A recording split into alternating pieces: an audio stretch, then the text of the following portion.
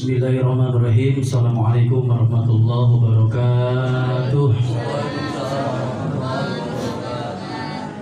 Alhamdulillahilladzi ja'ala tariqatas sufiyah tahdi ila martabatil aliyah adzikru miftahul babil hadra sahibahu kafajan tabatala. Asyhadu an la ilaha illallah wahdahu la syarikalah sa'adatan turziqu ilaha yaumal hasrati wan nadamah wa asyhadu anna Muhammadan abduhu wa rasuluhu la nabiyya ba'da as-sabiil mustafa fi irsatil qiyamah. Allahumma shalli ala sayyidina Muhammad ibn Abdillah wa ala alihi washabihi hum alladhi faju bis salamah. Wa rahimallahu ala sahibil fadilah si Ahmad sahibul wafatajul arifin kana tasrika fil bidayah wa tablighu fil nihayah wa hibdu fil riayah. Nas'aluka min ahli la ilaha illallah wa hamidna ma qawli la ilaha illallah. Allahumma aftah lana bi futuhil arifin wa atasimu bihablillah. Al-Fatihah. A'udzubillahi minasyaitonir rajim. Bismillahirrahmanirrahim. Alhamdulillahirabbil alamin arrahmanir rahim maliki yaumiddin. Iyyaka na'budu wa iyyaka nasta'in ihdinas siratal mustaqim siratal ladzina an'amta 'alaihim ghairil maghdubi 'alaihim waladdallin. Bapak Ibu hadirin, alhamdulillah dengan taufik dan hidayah Allah Subhanahu wa taala pada pagi hari ini kita bisa melaksanakan amaliyah manakib. Mudah-mudahan amaliyah dan aktivitas kita diterima Allah Subhanahu wa taala. Sekecil apapun kesalahan dan kehilapan, mudah-mudahan ada di dalam ampunan Allah Subhanahu wa taala. Mari manakibna di ibu orang Kalimantan bahasana campur tadi tos pesen. Kadang ada bahasa Sunda yang beliau belum paham dan belum bisa mengucapkan. Baik, pada hari ini pun salah satu doa kita panjatkan khusus untuk Pak Mayor Agus, sahabat saya yang tidak diduga Allah sudah selamatkan untuk lebih bahagia di akhirat. Amin. Mudah-mudahan beliau senantiasa dijadikan Allah hamba Allah yang husnul khotimah. Amin. Dan mudah-mudahan beliau bersama-sama wali-wali Allah, bersama Rasulullah SAW ala hadiniya. Al-Fatihah.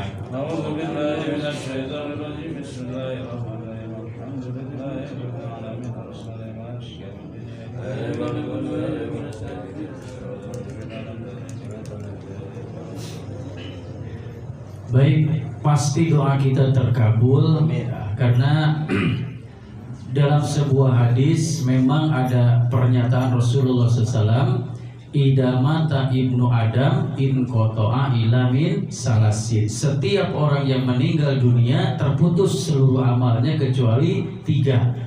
Sadayana jalminu maut pasti putus amalnya kecuali 3. Sodakotin jariyatin. Yang pertama sodako jariyah. Nah, sodako ada 2 makna. Sodako jariyah menurut ulama adalah wakaf. Orang bangun masjid, orang bangun pesantren, orang bangun madrasah, kemudian beliau wafat. Nah, selama tempat itu dimanfaatkan maka pahalanya ngalir. Itu sodako jariyah di mana wakaf. Tetapi tentunya tidak semua orang mampu untuk berwakaf. Leres ente? Sadayana tiasa wakaf teh.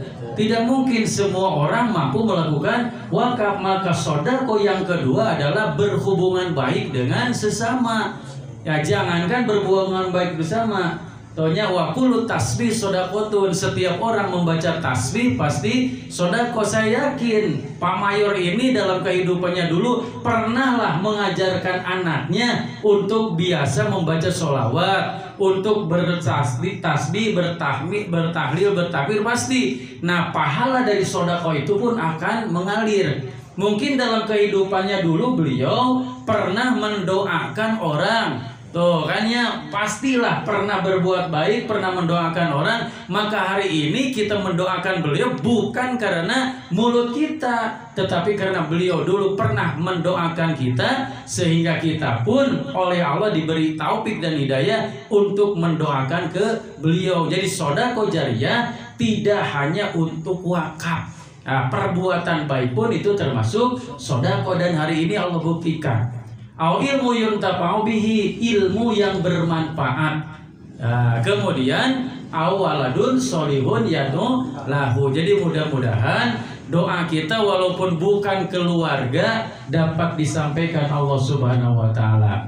Baik Bapak Ibu hari sekalian, kita kaji bulan ini akhir-akhir bulan Sofar. Insya Allah Rabu besok itu Rabu terakhir bulan Sofar. Amalia yang sudah kita biasa laksanakan, sholat sunat lidafil bala ba'da isrok 4 rakaat. Setiap rakaat yang dibaca Al-Kausar 17 kali, Al-Ikhlas 5 kali, Al-Falaq Anas 1 kali 1 kali untuk menutup semua bencana bala lahir maupun batin. Kita sudah istiqomah insya Allah, mudah-mudahan panjang umur. Nah, Rabu besok bisa melaksanakan. Tidak usah diskusi, ya tidak usah diskusi dan tidak usah mengajak kepada orang yang tidak suka. Tidak ada manfaatnya. Untuk amalia itu cukup bagi kita yang amalkan, rasakan, nikmati, syukuri. Fadilah dari sholat lidafil bala bukan untuk orang lain, untuk kita. Cukup bagi kita yang bodoh, ya seperti saya,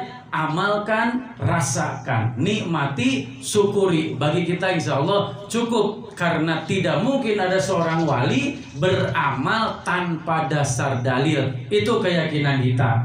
Nah, bulan Sofar yang akan kita kupas biasanya identik dengan bulan yang negatif. Laras ente? Ayah orang dia mau wani ngawinkan bulan Safar? Ya, ayah ente? Atau bapak-bapak nyalung bulan Safar? Mulai wani. Semua budaya ini udah menjadi budaya yang melekat, terutama di Sunda. Tidak berani. Padahal kalau kita kilas balik sejarah, Rasulullah Shallallahu Alaihi Wasallam menikah terhadap dengan Siti Khadijah itu di bulan Sofar. Kada orang mau nyebut bulan Safar, Safar melempang, berjalan, perjalanan. Makanya orang yang di perjalanan disebut musafir. Kalau kita mah Sofar. Nah, gitu kata kupas. Ya, riadoh Sofar itu seperti apa? Ya, versi ulama-ulama sufi. Nah, jadi Sofar. Sayyidina Ali ditikahkan oleh Rasul dengan Siti Fatimah pun di bulan Sofar. Ya, saya tanya, berarti Sofar bulan baik atau bulan tidak baik? Baik. Nah, atau ingawinkan cara daik bulan Safar? Nah, karena tidak tahu ilmu sunnah menikah itu di bulan Sofar. Soalnya sunnah menikah itu di bulan Sofar. Ya, karena Rasul dengan Siti Khadijah nikah di bulan Sofar, dan Rasul pun menikahkan satu-satunya anak beliau. Hanya 1 kali beliau menjadi wali. Satu-satunya putri dari Siti Khadijah itu ditikahkan oleh Rasulullah itu di bulan Sofar, yaitu Siti Fatimah dengan Sayyidina Ali, bulan Sofar. Ya, ini jadi jangan lagi Anda anggapan bahwa Sofar itu bulan yang jelek. Tidak ada keterangannya. Orang kafir Quraisy memang nikah tidak boleh Sofar. Bahkan untuk umroh dilarang bulan Sofar. Ya, Sofar dimanai kosong karena kota Mekah dulu kosong. Orang semua keluar dari kota Sofar, di kota Mekah kalau bulan Sofar karena takut ada bencana. Itu adalah keyakinan kafir Quraisy. Berarti kalau orang yakin tidak boleh menikahkan anak di bulan Sofar, masih terimbas pemikiran kafir Quraisy. Itu kan ya Mas kawin deui mah teu naon. Bulan Sofar ti aya mesti kene aya waktu tah segede-gede. Aya waktu. Nah, Sofar. Nah, kita runut sekarang keanehan di bulan Sofar. Nah, dalam albumnya Litori kan Tuhan, saya menjabarkan itu Sofar dengan 3 aspek huruf. Sod, pa, dan ro. Sofar. So itu sofaul qalbi. Nah, pa itu panaun nafsi. Ro-nya itu riyadhah. So itu sofaul qalbi, artinya bersih hati. Bersih hati. Punten, ai bersih hati pada melan atau napi tujuan. Kalau bersih hati tujuan atau pekerjaan. Ya, tujuan. Biasanya kalau tujuan disimpan di awal atau di akhir? Kalau tujuan biasanya di awal atau di akhir? Di akhir. Tapi anehnya sopaul kolbi, bersih hati, panaun nafsi, meleburnya jiwa, riadoh latihan. Mestina kan latihan heula kakara bersih hatena, mestina latihan heula tapi kakara melebur. Tapi justru di sini target didahulukan, latihannya belakangan. Makanya wajar kalau ada orang yang belajar Thariqat Qadiriyah Naqsabandiyah, rata-rata mohon maaf, rata-rata ulama atau orang biasa. Ada ulama, ada yang belajar Thariqat, ada orang biasa. Ya, macam kita ini kan talqin dulu baru belajar. Padahal mestinya belajar dulu baru talqin. Nah, lamun belajar heula tuluy talqin leuheung lamun otakna pinter. EPT nepi ka aki-aki belet kaburu modar geus selesai. Nah, makanya kita ambil udahlah belajar dulu dikir. Lah, ilmunya belakangan enggak masalah. Enggak masalah, makanya dalam manaqib ada hikmah ilmiah untuk memupuk keilmuan. Guru mursyid itu sangat luar biasa karena tidak semua muridnya memahami ilmu agama, maka setelah talqin kalimat la ilaha illallah ada khidmat ilmiah di setiap pengajian. Sopaul kolbi kita diskusikan. Yang pertama sopaul. Nah, kenapa harus memiliki target sopaul kolbi? Karena sudah jelas Sayyidina Ibnu Qayyim Al-Jauziyah beliau menyatakan wala roiba annal qalba yasda. Tidak diragukan bahwa setiap hati manusia itu yasda. Kama yasda unnu aswal pidoh. Banyak, jadi tidak diragukan setiap hati manusia itu bisa berkarat. Seperti berkaratnya besi dan baja dan lain-lain. Termasuk emas. Punten, laras teh besi kacayan kaibunan aya karatan aya. Lamun teu diurus kira-kira kalau tidak diurus, dicat, diberesin, cepet lapuk atau tapi aman. Nah, sami jeung hate urang. Setiap hari karatnya itu ada. Lupa kepada Allah itu karat. Ad-dunub turisul goplah, wal goplah turisul qaswah. Wal qaswah turisu dulmah wa dulmah baidu minallah. Dosa membuat orang banyak lupa. Nah, ini karat semua. Lupa membuat orang keras hati.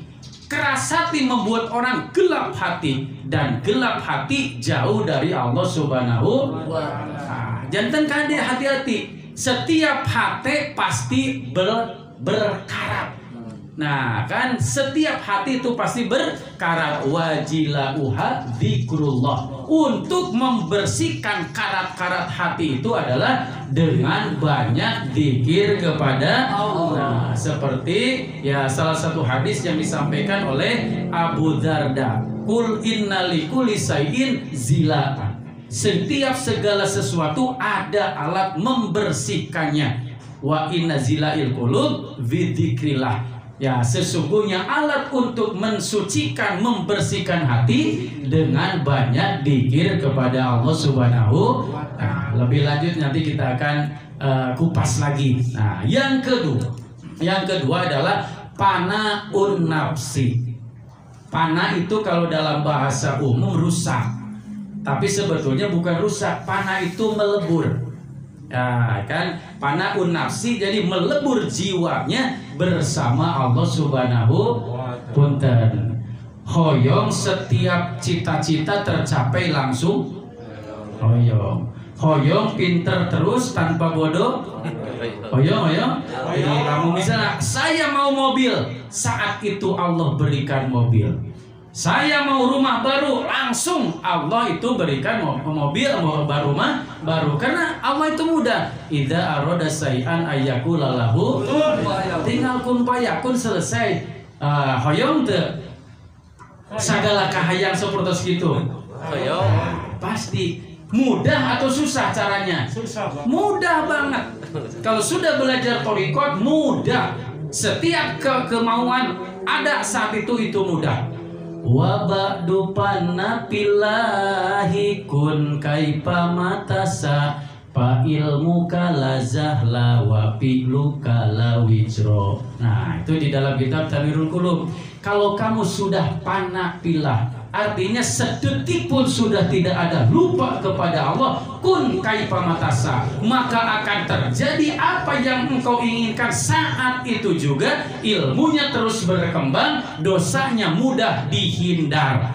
Jadi kuncinya kuncinya tidak susah. Kalau kita segala tujuan ingin tercapai saat itu, maka caranya adalah dikir mengingat Allah. 1 detik pun sudah tidak pernah lupa ke Allah Subhanahu wa Ta'ala. Punten ari urang tos kitu teh aja.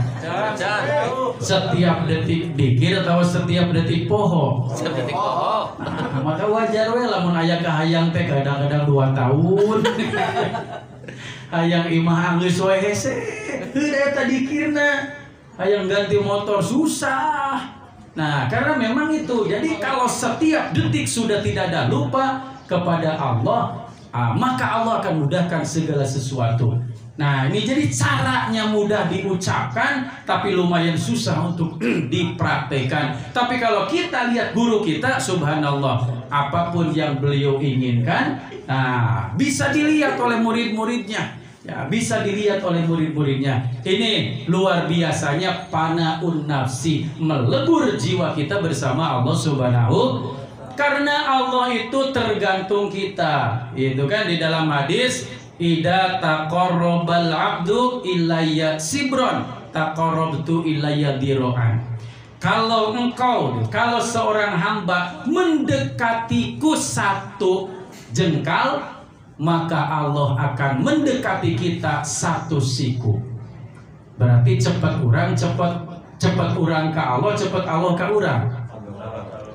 Kalau kita mendekati dengan ibadah 1 sikut, kita mendekat kepada Allah, maka Allah 1 jengkal kita mendekat, maka Allah dekat kepada kita 1 siku.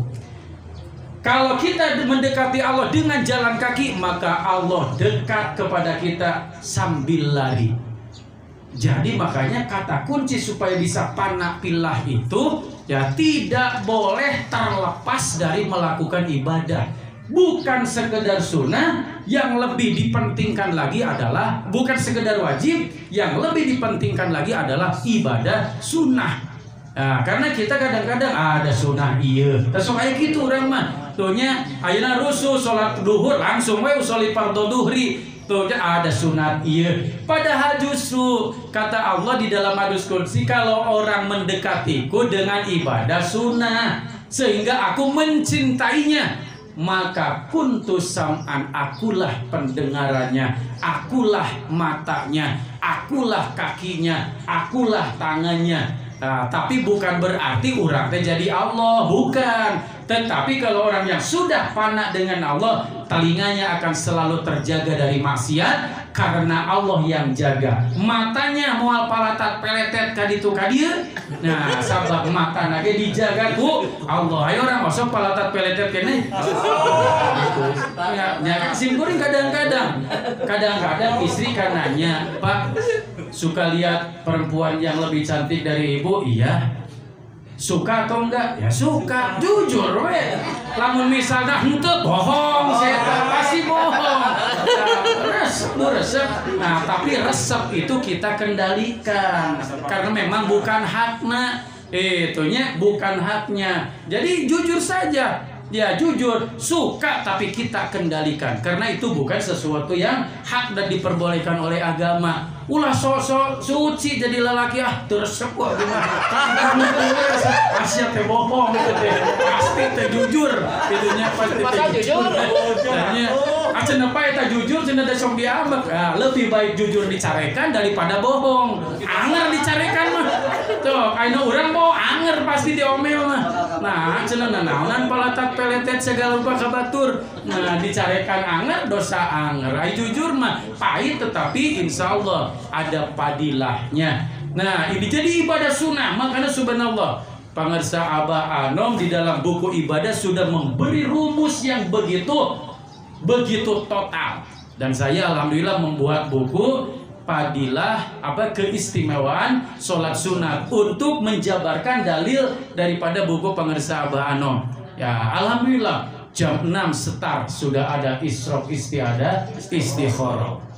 Jam 11 jam 9 ada duha dengan kifaratul, terus qobla duhur, ba'da duhur, qobla asar, qobla maghrib, ba'da maghrib, awabin, taubat, biru walidain, syukur nikmat. Nah, itu semua sudah dirumuskan oleh guru kita, tinggal diamalkan. Kalau kita mampu mengamalkan semuanya, insya Allah kita dicintai oleh Allah, maka semua pendengaran, penglihatan, mulut, jiwa kita selalu dijaga Allah Subhanahu wa ta'ala. Kajal minu rajin ibadah sholat sunat mah teluh ge mual asu. Kenapa Allah yang membentengi? Ini berarti target kita itu adalah sopaul qalbi, panaun nafsi, menjadi orang yang bersih hati. Awas, ada sopa, ada sipa, beda. Kalau sopa bersih hati, kalau sipa obat hati. Mending bersih hati, mending obat hati. Mending bersih hati. Kalau sipa itu obat. Nah, makanya obatnya itu adalah riyadhah. Nah, makanya yang ketiga dalam bulan Safar itu roknya itu riyadhah, latihan. Nah, mohon maaf. Kalau seorang ahli biasanya tanpa latihan atau latihan? Latihan. Saya dulu saat di resimen mahasiswa kan ya 15 senjata saya mampu pegang, mampu bongkar dan mampu pakai. Ya, itu hasil latihan. Sampai 5 menit saja ditutup mata dulu waktu masih kuliah, itu satu senjata bisa bongkar pasang. Karena latihan. Itu sebetulnya kalau jadi teroris cocok, tidak usah latihan karena saya senjata sudah mahir. Tentara tidak mungkin. Nah, Pak Mayor bisa punya jabatan sedemikian hebat, pasti latihan, ada susjur-susjurnya, ada latihan-latihannya. Kita pun untuk menjadi ahli bersih hati, ahli yang panaun nafsi, mesti latihan.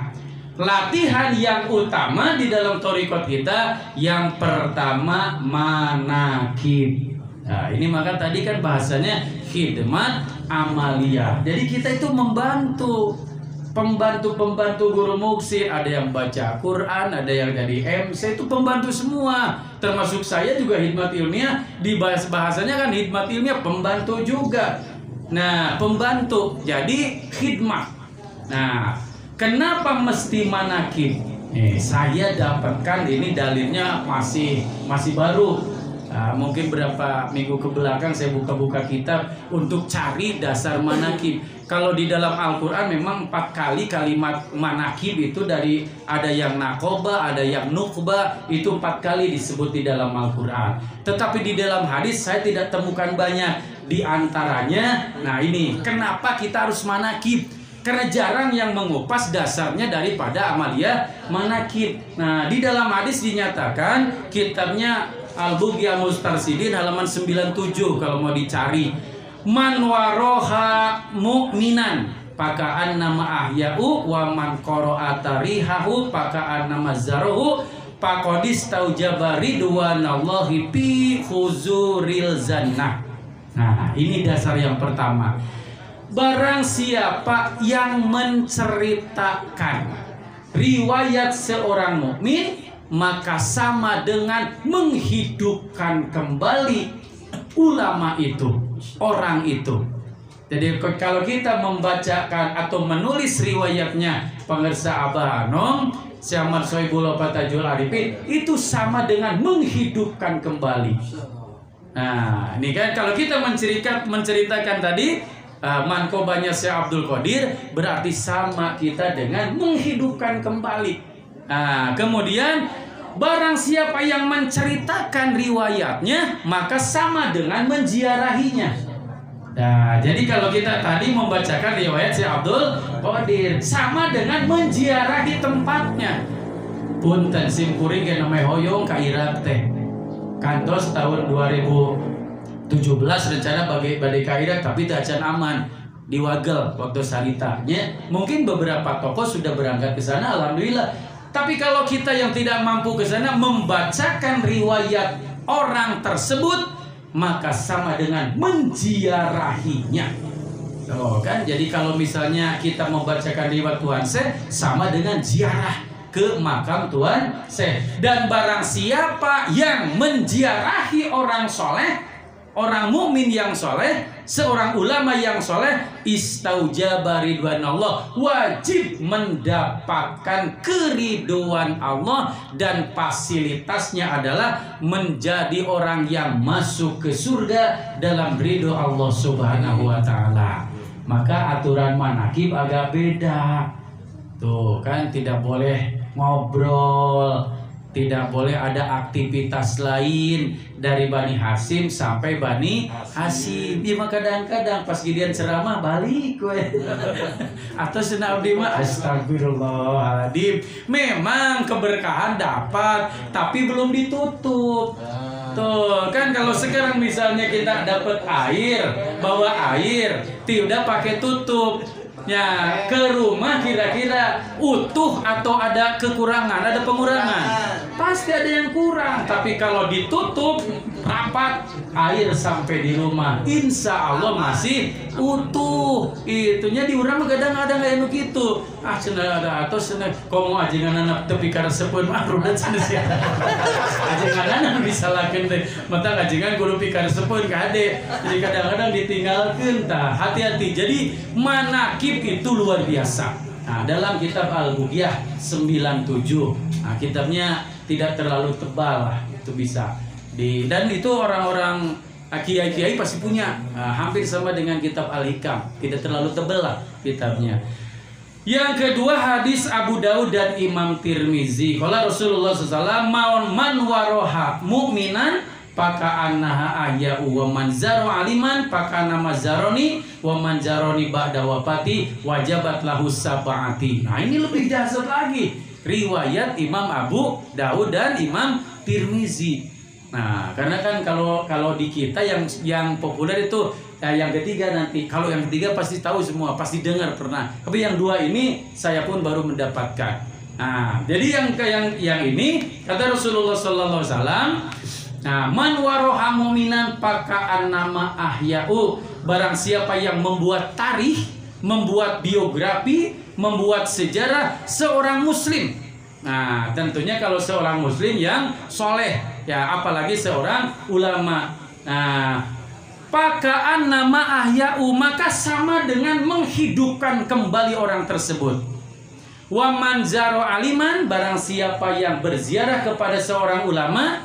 Nah, jaroni sama dengan jarah kepadaku, kata Rasulullah. Wa man jaroni ba'da wafati, dan barang siapa yang jarah kepadaku setelah aku mati, wajabat lahu syafaati, maka orang tersebut akan mendapatkan syafaat Rasulullah.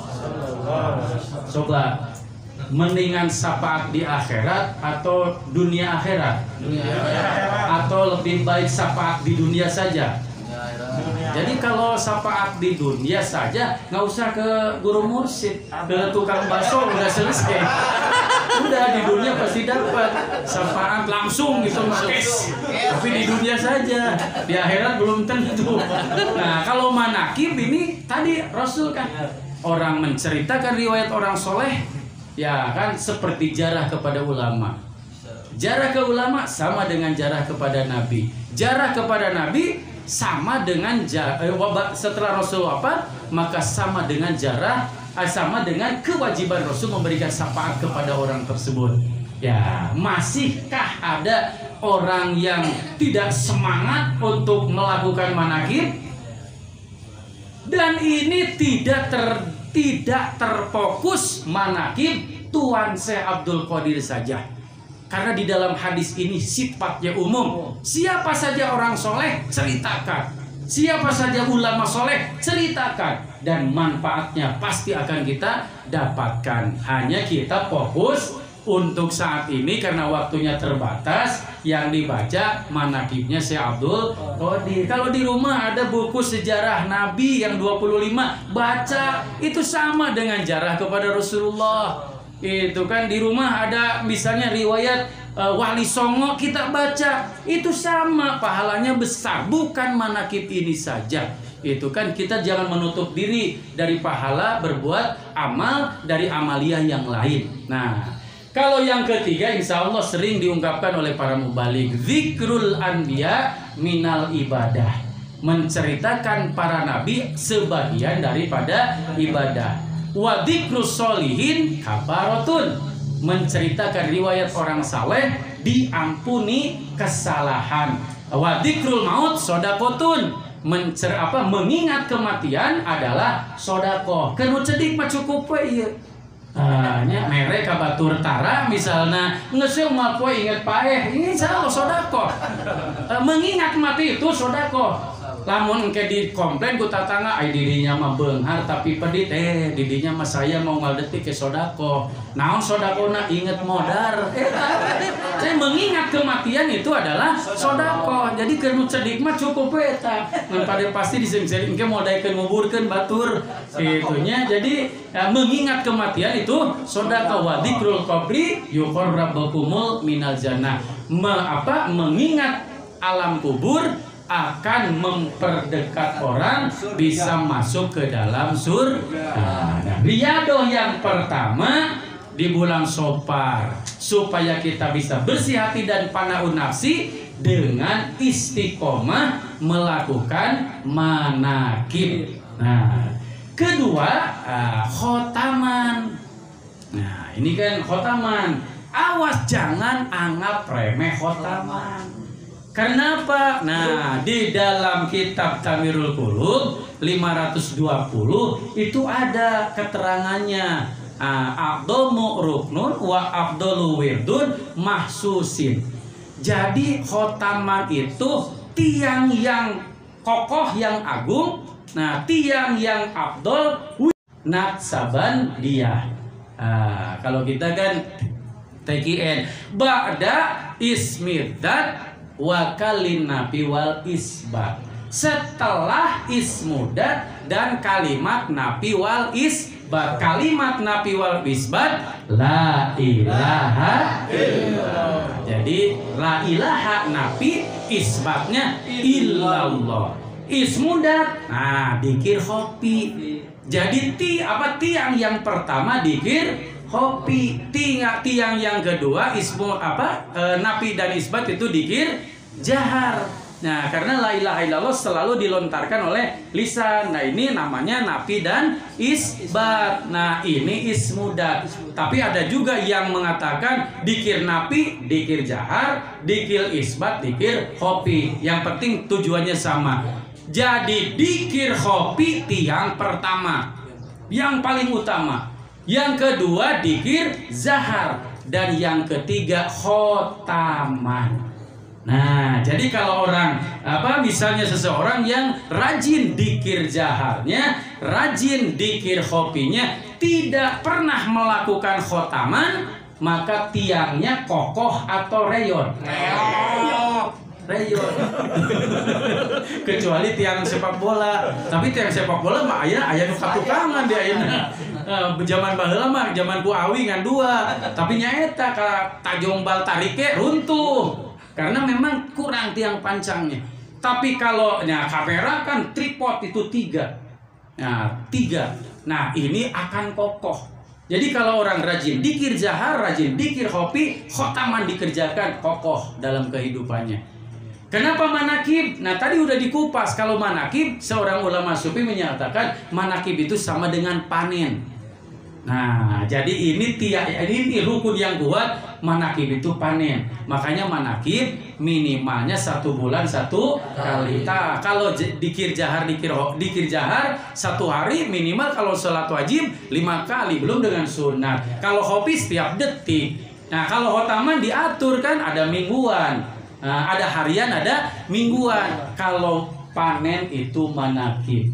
Saya tanya kepada jamaah, kalau misalnya rajin menanam, kemudian satu saat panen, untung atau tidak? Untung.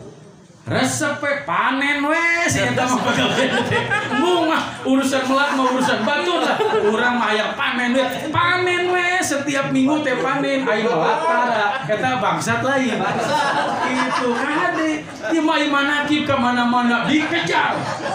Tidak pernah berhenti dia mah. Manakib dimanapun pasti hadir. Khotaman absen, dikir jahar tidak pernah, apalagi hopi. Karena kita mah kan kalau dikir jahar jalan, hopinya insya Allah terbantu untuk kelas mubtadi itu kelas awal. Dikir jahar itu bisa menarik dikir hati. Jarang dikir jahir, hatinya pasti mati. Ya, maka kalau sudah muntahi, tidak dikir jahar pun insya Allah hatinya sudah berjalan. Urang mau ulah sok menten sorangan. Di mah senior sih dikit. Asia teh senior pieu mana sih. Legek kunaon akang mah dikir teh 3 kali wae batur mah hiji ge 5. Abdi mah tos senior kan. Tos teu kedah kikituan terus bangkit sia bangkitna naon sih. Jadi kade bagi kita mah mubtadi lah. Mubtadi itu dikirnya masih perlu keras, masih perlu menghentak, jumlahnya masih perlu banyak karena hati kita masih keras. Hati kita masih keras. Penting. Nah, makanya panen tuh. Jadi idealnya rajin nanam, panen. Harus seimbang. Makanya khotaman jadikan riyadhah. Bahkan di dalam kitab Bajidul Asrar itu inda kulir duburis sholat. Mestinya khotaman itu dilakukan setiap selesai sholat 5 waktu. Itu sebaiknya dalam Bajidul Asrar itu. Jadi 5 kali 1 hari. Coba 40 hari 40 malam jangan sampai kosong. Ada keajaiban luar biasa baik urusan dunia maupun urusan keilmuan. Dan saya sudah rasakan alhamdulillah. Itunya khotaman bukan hal-hal yang harus disepelekan. Itu luar biasa. Ya, makanya tadi a'dhamul mahsusin indal dzikri. Dzikir yang khusus bagi para ulama-ulama sufi. Nah, kemudian latihan yang keempat, taat kepada guru mursyid. Ya, kalau kita naik kendaraan kan ada aturan dilarang merokok.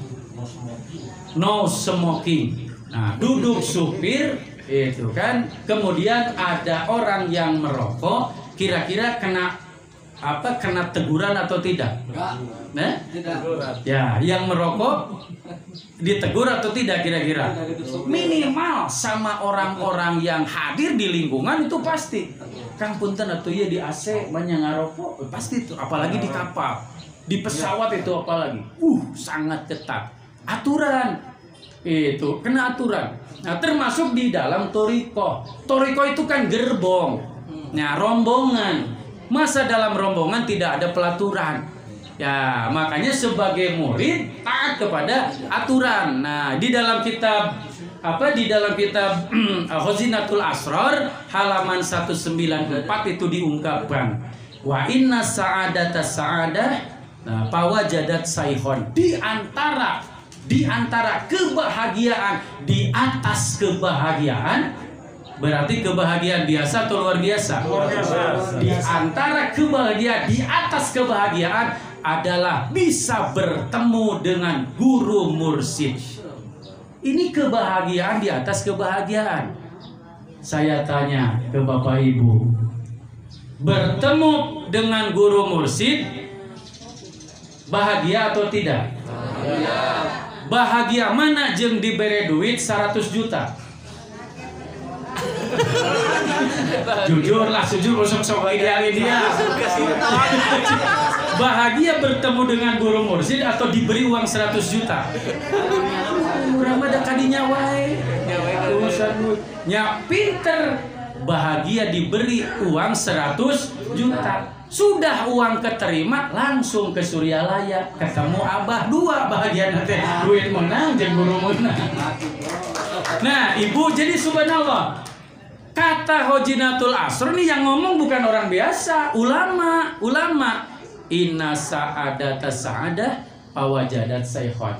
Di antara kebahagiaan, di atas kebahagiaan adalah bertemu dengan guru mursyid. Makanya alhamdulillah kan Abah Anunya sudah meninggal. Bagaimana kita bisa bertemu? Kan tadi sudah saya sampaikan, menulis riwayatnya sama dengan menghidupkannya. Tuh, membacanya sama dengan jarah kepadanya. Itu ya, jarah kepadanya istaujib ridwanullah. Kita wajib mendapat ridho Allah. Ridho Allah berarti wajib masuk ke dalam surga itu. Jadi walaupun kita tidak bertemu secara langsung, membaca riwayatnya itu sudah cukup. Apalagi kalau setiap bulan kita bisa ziarah langsung ke makbarohnya, itu lebih utama. Dan saya sarankan ikhwan yang mengaku murid Abah Anom itu mesti tiap bulan ziarah. Kalau yang tidak pernah ziarah secara fisik, wallahu alam, ya saya tidak berani bertanggung jawab namanya apa. Ngaku guru tetapi ziarah pun enggan. Nah, ini agak dipertanyakan. Ya, dipertanyakan. Ya, kecuali kalau ada udur. Misalnya era, nah misalnya isin nanti mah di panto etana, di panto gerbangnya atau sieun diusir. Nah, itu mah alasan anu diada-ada. Tidak pernah ada orang ke Suryalaya diusir atau harus daftar. Saya mau jam berapa datang ke makom pangersa Abah, tidak pernah ada yang melarang. Alhamdulillah. Tuh kan, siang sering, sore pernah, jam 2 malam juga saya dikir seenaknya di makom, nggak ada yang melarang. Ya kan, hanya tata krama harus selalu dijaga. Kalaupun kita lapor, hanya tata krama saja. Nah, la tufarriqhu. Nah, jangan memisahkan diri. Kalau kita sudah ketemu dengan guru mursyid, jangan memisahkan diri. Tuh, nya wa kun khodiman. Jadilah pembantunya. Lahu bagi beliau, bil yadi dengan tangan. Kalau mana lain tangan itu kekuasaan. Jadi kalau kita punya kekuasaan, jadikanlah untuk kemajuan program guru kita. Kalau mana tangan dengan tenaga, jadikanlah. Ini kan nanti ini selesai manakib itu jangan dibiarkan bubar weh. Mana si ibu punya suami, dia kudu beberes segala rupa. Bantuan heula, bantuin beliau untuk membersihkan, untuk membereskan teman dengan tangan. Bil yadi wal mali, dengan harta. Jadikan harta sebagai alat untuk membantu guru. Wal jahi tuh, ataupun fasilitas apapun. Kemudian wahfad qalbuhu wa auqatu wasiratu. Jagalah hati kita, jagalah waktu kita, jagalah perjalanan kita. Semuanya diperuntukkan untuk kemaslahatan guru. Nah, itu berarti riyado yang keempat itu taat kepada guru. Berat atau ringan? Taat kepada guru berat atau ringan? Ya lumayan berat, Pak. Ya lumayan berat. Mohon maaf, saya kadang-kadang kalau ke Suryalaya, subhanallah, ada orang tuh hanya sekedar beres-beres ini aja sendal. Jatang tamu beresin sendal gitu, subhanallah. Itu saya dalam hati, inilah bukti seorang yang khidmat luar biasa. Itu kan, ini ya salah satu khidmat. Ada yang cuman sapu nyapu dan lain-lain. Perlulah kita pikirkan ya dengan harta yang kita miliki, walaupun belum tentu bisa maksimal. Ningali misal punten kantos ningali keran bocor di Suryalaya. Pernah melihat keran bocor di Masjid Suryalaya? Nah, dipanggilkan atau diantep? Ukur ditem, waduh cenah keran geus butut. Lain gitu aja teh meuli, langsung ganti. Itu kalau saya gitu, kalau pas lihat keran udah aus nih, udah jelek. Begitu pulang dari Bandung bawa ganti. Iya mah pantes we nu ngaruksak loba nu ngaganti. Lamun teh keluarga mah keluarga deui, keluarga. Perlu kita pikirkan itu khidmat. Ya, latihan yang terakhir dan merupakan latihan yang pokok adalah zikrullah. Apa itu? Ini yang kita laksanakan. Kenapa kita harus dengan zikrullah? Karena tadi kan kulusaiin zilaan, segala sesuatu ada alat membersihkannya. Ada dalam hadis lain tapi saya belum menemukan sumbernya. Ya, kan kulusaiin sikolah. Bahasanya ada yang sikolah, ada yang zilah, ada yang zilaa. Nah, kalau saya temukan hadisnya itu yang zilaa. Nah, kalau yang sikolah belum pernah membaca, tetapi belum sumbernya saya belum tahu di kitab apa. Nah, ini dikir dalam catatannya Al-Waton. Kenapa harus dikir? Karena ternyata dikir memiliki fungsi-fungsi yang luar biasa. Di antara fungsi dikir, zikrullah hayatul lil qulub. Dikir kepada Allah dapat menghidupkan hati. Nah, jadi kalau kita hati ingin hidup, harus selalu zikir kepada Allah. Berarti zikir lisan, baca Al-Quran, baca sholawat, tasbih, tahlil, tahmid, takbir, termasuk zikir Nabi isbat la ilaha illallah. Itu dapat menghidupkan hati. Kalau kita melihat cermin, muka geus geuneuh, cahaya sudah tidak kelihatan, ambil air wudhu tahajud, ambil Al-Quran tadarus, maka muka insya Allah kinclong kembali, glowing. Jadi kalau sering baca Quran, sering tahajud, dikir glowing. Ya saya sudah membuktikan, alhamdulillah muka saya glowing gitu. Jadi karena ini, jadi dikir itu menghidupkan hati. Karena hati bisa mengunci, makanya mengunci mulut. Kalau hatinya mati bisa mengunci mulut. Makanya sering-seringlah berzikir kepada Allah supaya hatinya menjadi hidup.